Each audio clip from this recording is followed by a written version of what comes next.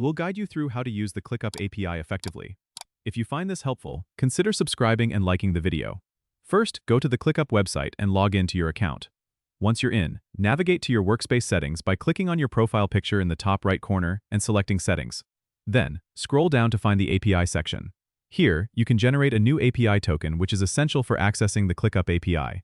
Click on Generate Token, and make sure to copy and securely store the token as you won't be able to view it again. Now, to use the ClickUp API, you'll need to make HTTP requests. You can use tools like Postman or any programming language that supports HTTP requests. When making a request, include your API token in the request headers under Authorization. The base URL for ClickUp API is link. From here, you can interact with various endpoints for tasks, lists, spaces, and more. For example, to fetch all tasks in a list, construct a GET request to link replacing list ID with your actual list ID. You can also include query parameters to filter tasks based on your needs.